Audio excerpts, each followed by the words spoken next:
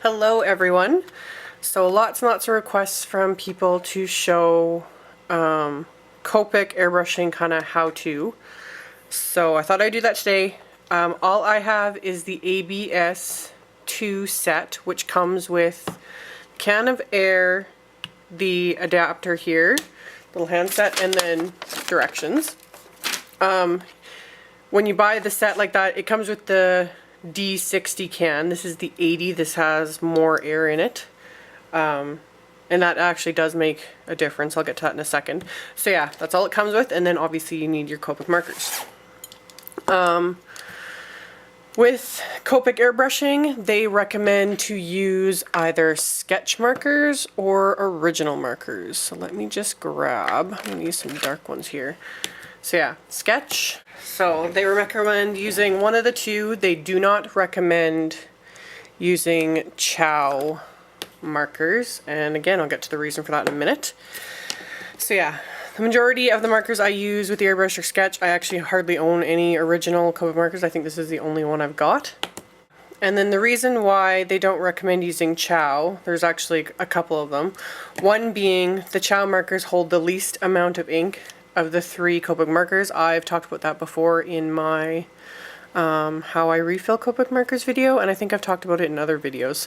But yeah, least amount of ink, and also because of the shape, this isn't made to fit these markers. But there is a way around that, and I'll show that in a bit. One thing to note too, if you're wanting to get into airbrushing, just an FYI, it uses up a fair bit of ink. I haven't yet noticed like my markers all of a sudden going dry because I, airbrushed the snot out of them. But if you really get into it and you're really enjoying it and you use like certain colors over and over, you will use up the ink, obviously.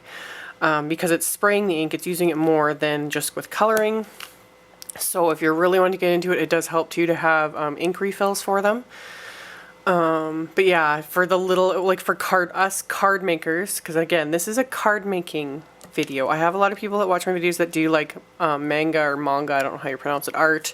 I get a lot of questions about it anyway, like different like manga art techniques and how Copics relate to that. I can't answer any of that. I don't do any of that. I make little cards, like just like so. And then this one, that's what I did the airbrushing on, got a lot of questions, so I thought I would do a separate video. So yeah, technically chows aren't meant for this, but yes, you can get around it, but keep in mind that if you do want to kind of adapt this little dude to it, you do run the risk of like running these things dry if that's what you're using it for. So yeah, the little hand grip, it's just like this. Before I even attach it to the ink, all you need, like I said, is a sketch marker and original, and you use the chisel end, and the marker just clicks in like that. Like, you can hear it click. You always want to make sure that the marker tip is straight up and down, just like so, on that angle, just like that. So it's the same thing with the original Copic marker. You want the sketch end, or the chisel end I mean, and same thing. It doesn't make quite the same click, but it fits in even better. The original markers fit in even better for this, and same thing, you want to make sure the tip is straight and just like that. So with the chow markers, because they aren't meant for this system, they don't click in. They just they'll just sit there. You'll notice they go way too far from the nozzle tip to work.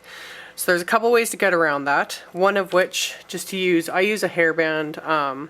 A rubber band would work even better, but I can never find rubber bands in my house. So I'm just going to take this off before I do that, because otherwise I'm going to get marker all over my hands. But what I do is I take the band and wrap it around a few times so that I've got a really tight little grip there. And then taking the marker, make sure not to get it all over my hairband. It's kind of holding it in place and holding it down far enough that I can then adjust it and getting it to hold my chow marker. So it works. You got to kind of hold it a little bit and fiddle with it. Another method, and I don't have any on hand, is to use double-sided foam tape, and you stick it right there, and that will hold, and then you peel off the sticky side, like it's stuck in there, you peel off the sticky side, and then the marker will stick to the foam tape and also bump it up high enough to meet. So that works too. I used to actually have foam tape in mine because I had mostly chows. But then I took it out because now I have enough sketch markers that it just doesn't matter. So that is a way to get around these being meant just for the sketch and the original. So then, that's the little hand piece. Now on to the air can. Like I said, the little ABS-2 kit that you can buy comes with a D60 air can. They look exactly the same. The only difference, I think the D60, the can itself is actually a teensy bit larger than this. A D60 can holds about 7 to 8 minutes of air. That does not sound like very much, but that'll actually, for us card makers, will give you a fair bit of use, considering you're usually only using it for about a minute or so max, not even. Usually I'm using mine for like 30 seconds, you know, just little bursts here and there. So get a fair bit of use out of D60. Whereas this 80 can has 15 to 16 minutes, so double the amount of air. And then there is also a 180 can that holds 35 to 40 minutes of air, which is, it's quite a bit larger. And it's a lot more expensive. I have a harder time getting that one, so I just use this. And I've had this actually for a while.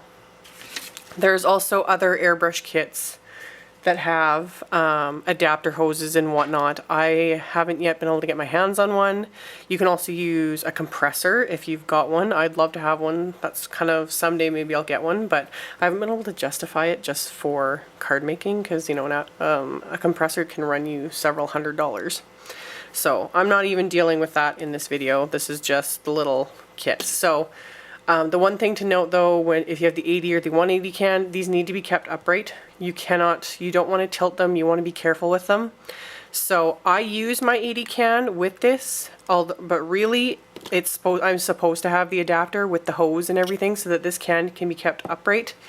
That's another reason why I didn't want to do this video, because I'm basically showing you guys something slightly different. So if you buy just the ABS-2 kit with the 60 air can, you can kind of do whatever you want.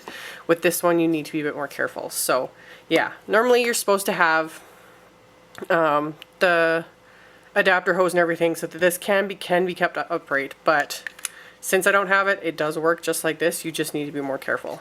So all the cans work the same. The lid just comes off. Don't have to touch anything. The handpiece simply screws on. And don't be surprised if the first time you use it is if when you tighten it you hear a small release of air. That happens, not a big deal. And then, like I showed, take the marker you're wanting to use, click it into the handpiece. So I've said it before with airbrushing, make sure you protect your work surface so you don't get a bunch of spray where you don't want it. If you're using the D60 can, you can tilt the can to spray. Since I'm not, and I'm using the 80 and I said it needed to be upright, I'm just going to do a little bit of camera adjusting to show you guys. Alrighty, so I'm holding my piece of paper slightly upright so I don't have to tilt my airbrush so much. And before you do any project, always make sure to grab a scrap piece of paper first and practice on there before you actually go on to your project, just so you've got the feel for it. Different colors react different ways, etc., etc. So yeah, and then all it is a matter of pressing down right here. That's all there is to it. Depending on the color you're using, your angle, and how far away or how close you are to your cardstock, you'll get different saturation levels. So it usually helps to start further away, especially if you're using a dark color. I'm actually like a good 6 to 8 inches away from the cardstock right now, and already you can see how much like coverage I'm getting. If you get really close, you get really like saturated color. So you can just see, and I'm barely depressing the trigger here to get color. So that's all there is to it. That it's as simple as that, and you just fiddle with it until you get a feel for it. Alrighty, so I put back the little elastic band on my handpiece here just so I can just show you guys.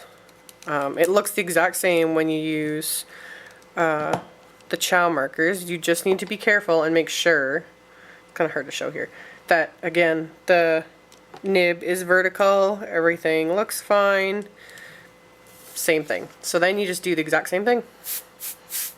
So just be aware that if you're used to airbrushing with the other ones, the angle usually ends up being different, like the angle the spray comes out on, but that's kind of a little more whatever. It works, that's all that matters. So yeah, you can use your chow markers to airbrush if you want, and then if you're planning on using the originals, it's the exact same thing. I don't know if I'll even be able to get this in here with the, there we go, just so I don't have to take it off. So yeah, and then the originals do the exact same thing. You don't need the band on here. I'm just not taking it off right now because that's time consuming, but yeah, and it'll do the same thing. So yeah, so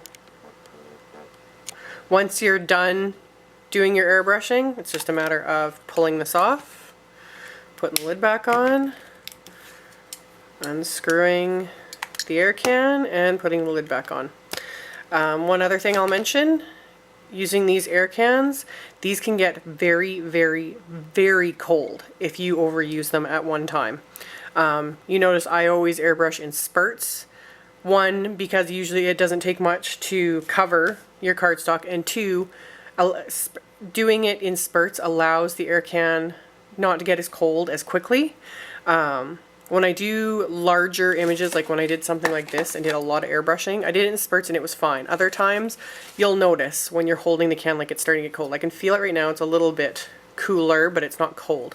But you can actually get frostbite from one of these if you overdo it, if the gases escape, anything like that. So just keep that in mind, use common sense. But yeah, it's a fun little tool. It's fun for card making to be able to add like airbrush effects and that. And the kit itself, if you do it, you know, get the little kit, I think it's around $30-ish, somewhere around there. I'm not even sure, 30, 40, something like that. And yeah, it's pretty cool. And then if you really want to get into it and get into like the compressor and, or even just like the hoses and different things, that's great too. I'm not at that point yet. I just have this. But yeah, so when I'm done, I always stick it, I keep the container, I always stick everything back in the container. And then I've always kept all the directions. Really, anything you need to know is all in the directions on here. Like, it answers a ton of questions, everything. So yeah, I keep everything in the little container and I keep it stored upright, just like that, so that the can doesn't turn over, anything like that, because you don't want anything to leak, the gases to leak out of it. One, it's a waste of money, and two, yeah, you could cause massive frostbite on yourself. That is Copic airbrushing with the ABS-2 system. I hope that answered any questions you guys might have, and I will see you guys next time. Bye!